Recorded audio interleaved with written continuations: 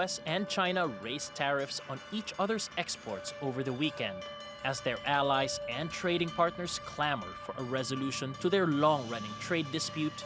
The two sides are only digging in.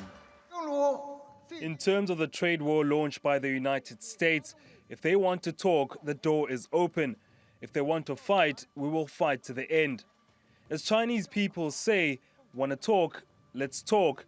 Wanna fight, let's do it. Wanna bully us, dream on. The Chinese government has expounded its argument in a white paper. The document outlines what Beijing believes caused the collapse in negotiations last month. It says Washington's higher tariffs violated an agreement between President Donald Trump and Chinese President Xi Jinping to resolve the dispute through dialogue.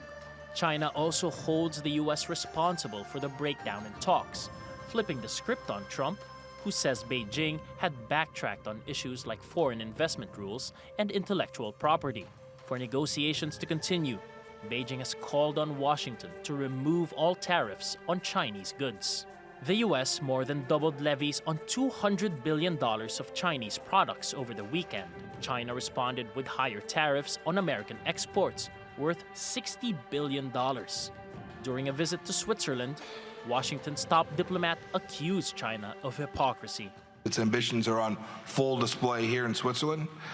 Under the free trade agreement that went into force in 2013, China has gained an extensive presence here, while denying Swiss companies the same access inside of China.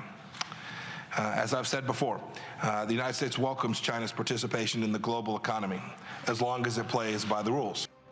Presidents Trump and Xi will have a chance to iron out differences during a possible face-to-face meeting at the G20 summit in Japan this month. But analysts say, based on where the US and China currently stand, the two seem in no hurry to meet each other halfway. Paolo Montecillo, TRT World.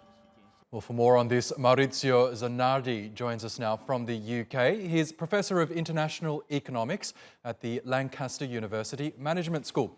Welcome back to Money Talks, Maurizio. Now, China's so-called white paper shows that Beijing isn't just going to take Washington's accusations lying down. Are you surprised by just how blunt this document was? No, because this is a trade war, trade negotiation, but there is an important political and geopolitical consideration. China cannot be seen internally, but also and importantly externally, as backing down or taking the blame for what seemed to be a done deal or almost a done deal. If anything, I'm surprised that China has not come out even more aggressively than not imposing extra tariffs on 60 billion worth of imports from the United States. So in a sense, I think that the Chinese are keeping a cool head at the moment, hoping to see what's happening on the other side of the ocean. But what's happening on the US side is not very encouraging if we also consider the recent move of President Trump vis-à-vis Mexico. Yes, I think one of the key accusations in this white paper was that it was Washington who, in fact, backtracked on trade negotiations. Previously, we heard from Washington saying that it was China who reneged on previous agreements. Who do you believe here? Both.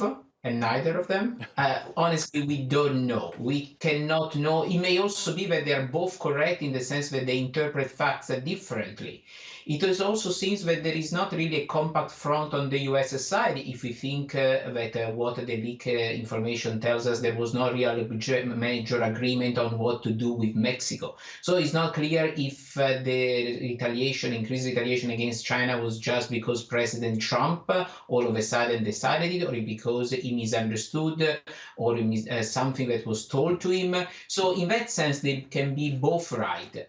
At the end of the day, it doesn't really matter. Once a negotiation breaks up, it breaks up on the two sides as much as it takes two to tango. So the problem that I see is how do we bring back these two negotiating teams, and importantly, the two leaders of the countries to talk with each other. Their meeting in Japan is an opportunity. I think it will be a very important opportunity, but it can go either way. Yes. Now, Beijing's overarching claim in all this is that the Trump administration's trade war is ultimately a way to suppress China's economic development. We know China now is the world's #2 economy behind the US. Is there any truth to that, do you think? I think that's a bit of an exaggeration. I think that for sure the US sees China as an important challenger, not just in terms of trade, but cybersecurity, technology, and so on. And so they wanted to put some sort of a limit to the expansion of China, or at least to make it more Western oriented, and that's why the push on allowing American firms to operate more freely in China and China to abide by more general rules.